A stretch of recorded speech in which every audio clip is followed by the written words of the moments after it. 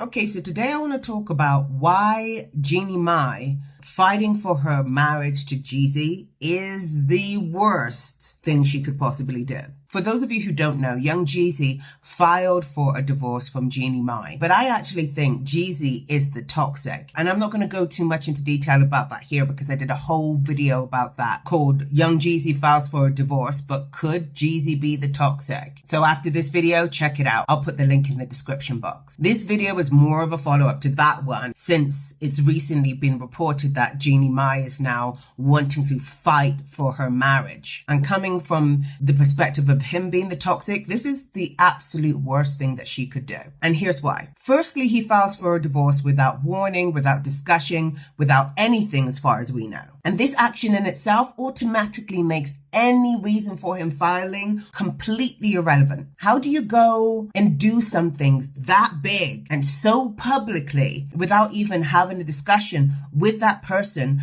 about the fact that you want a divorce? This man can never be trusted again. And what this means, but Jeannie Mai actually hasn't realized yet, is that if she does by any chance get him back, she's going to be walking on eggshells for the rest of that marriage because she now doesn't know what's going to trigger him and how he might respond as a result. And in an attempt to avoid all of that, we typically move to walking on eggshells. So she would essentially be returning to an imbalance in the power dynamic that's going to cause her to jump when he says jump, regardless of how she personally feels about it. And this is why toxic and abusive people will abruptly leave the situation, abruptly break up with you so that they can create this kind of imbalance in your relationship and gain that level of control without having to appear authoritarian in any way, because you're now actively trying to do everything to please them without them having to demand it, because you're now acting out of fear, not love, not concern,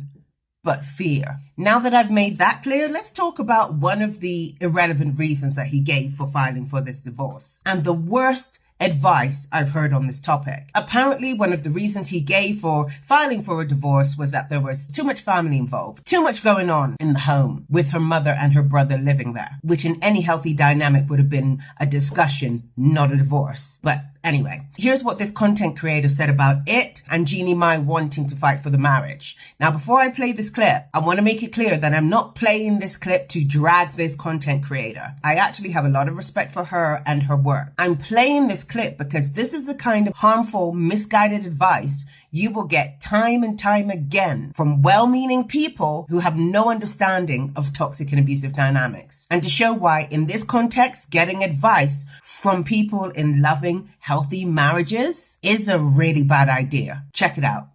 And I would fight for my marriage back. Jeannie, maybe that's something you gotta do. Maybe you gotta clean house. Maybe you have to clean house and get everybody out of your house and get off social media. If that's what it's going to take, fight for your marriage. Don't just be like, okay, A, B, and C. No. You call him and say, Jeezy, you know what? Wait a minute. Tell your lawyers to leave the room. Can everybody just leave the room for a minute? I just want to talk to Jeezy. Jeezy, I just want to talk to you. Strip everything off and say, Jeezy, listen. Give us a chance. Give us a chance. Give me a chance. Let's try. Let's stop this and let's try. Give it 6 months. Let's try. No shame in that. No shame in that. Sometimes you can turn things around. So basically, give up your family and walk voluntarily into isolation and get off social media, which basically means sinking your own career and your finances, because that's how she makes her money, right? In order to stay in a marriage with a guy who doesn't even have enough respect for her to tell her that he wants a divorce before he does it, and also publicly humiliates her. What do you think is going to happen to her once she voluntarily isolates herself and sinks her entire career to be with this guy? Also, why are you encouraging her to fight for a marriage when the other party is not only not fighting for it, but actively fighting against it? A marriage takes two. And okay, sometimes the other person falls back and you may have to work harder to keep the balance for a spell. There are ebbs and flows to everything, I get it. But actively fighting against it and humiliating you in the process?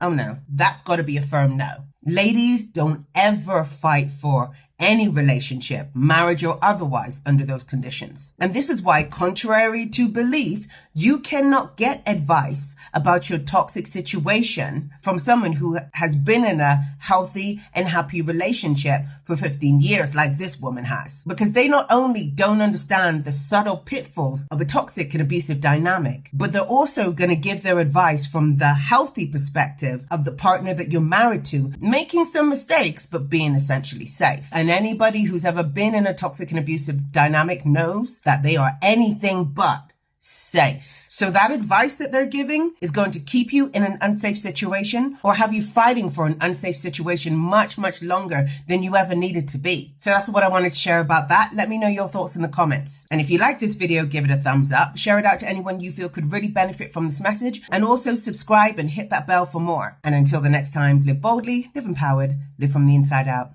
Bye for now.